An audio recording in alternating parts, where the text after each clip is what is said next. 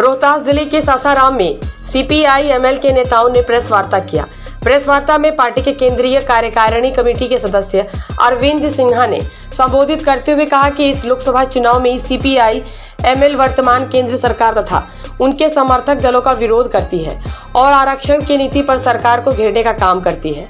Party के central executive committee के सदस्य अरविंद सिंह ने आरक्षण को लेकर कहा कि आरक्षण को कहीं से कोई भ्रम की स्थिति नहीं रहना चाहिए।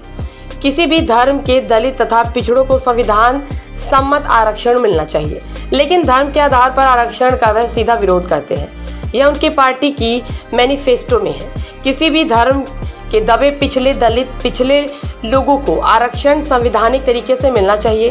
धर्म के आधार पर आरक्षण का हम लोग सीधा विरोध करते हैं।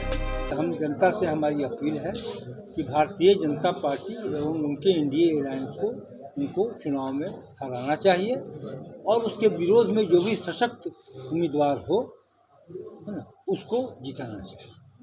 ये मुख्य हम लोग चाहते हैं कि ये मैसेज लोगों तक जाए और इसलिए नरेंद्र मोदी की सरकार को हराना चाहिए कि एक फासीवादी सरकार है। ये बिल्कुल मुट्ठी भर कॉरपोरेट्स और मल्टीनेशनल्स के इंटरेस्ट को सर्व करने वाली सरकार है। मजदूर किसानों की का दुश्मन सरकार है। इसको हिंदुओं से कोई मतलब नहीं है। ये झूठ बोलता है। गरीब जब बेरोजगारी होती है तो सबसे ज़्यादा हिंदू नौजवान बेरोजगार हैं। गरीबी है तो सबसे ज़्यादा जो तो हिंदू है। उसके लिए कोई दर्द नहीं है।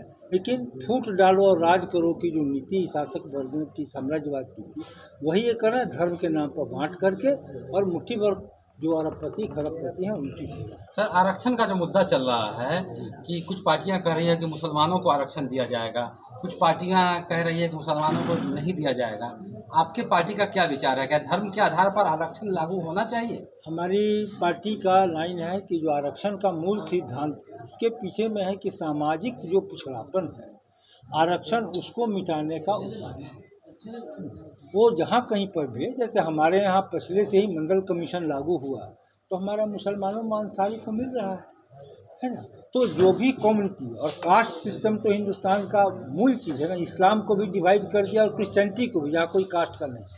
तो उनके अंदर भी जो दलित हैं, पिछड़े हैं, वो दलित और पिछड़े हिंदू के हों कि मुसलमान के हों कि सिख के हों कि ईसाई धर्म को मानने वाले हों, सबों को आरक्षण मिलना चाहिए। उस आरक्षण का जो स्वीकृत जो हमारा सिद्धांत है संविधान से, उसी आधार पर, धर्म के आधार पर सामाजिक पिछड़ापन है ना, ये है मूल आधार आरक्षण का, वही रहना चाहिए। कांग्रेस का एक आरोप है कि भाजपा की अगर जीत हासिल होती है तो संविधान ही बदल देगा। ऐसा क्या लगता है कि देश की जनता के साथ मापतोल कर रही है क्या बीजेपी? ये जो उनका है कि संविधान को बदल देंगे, ये भारतीय जनता पार्टी के कई एक नेताओं ने ही कहा कि हमको 400 से ज़्यादा इसलिए चाहिए कि हम संविधान बदल सकें। तो एक सनातन धर्म की बात भी उनके नेता बोलते हैं, बड़े बड़े नेता बोलते हैं।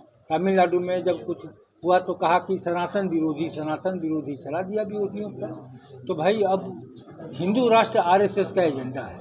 अब वो जीत करके उसका कौन कौन एजेंडा कब लाएंगे ये तो नहीं पता, लेकिन कदम ब कदम इनको क्या करना है कि एक धर्म आधारित राज्य बहुत जगह देश में चल रहा है, दुनिया में चल रहा है। तो उनका मंसूबा है कि यहाँ पर भी धर्म आधारित और पूंजीवाद और बड़े पूंजीपतियों के हित की सेवा करने वाली व्यवस्था है।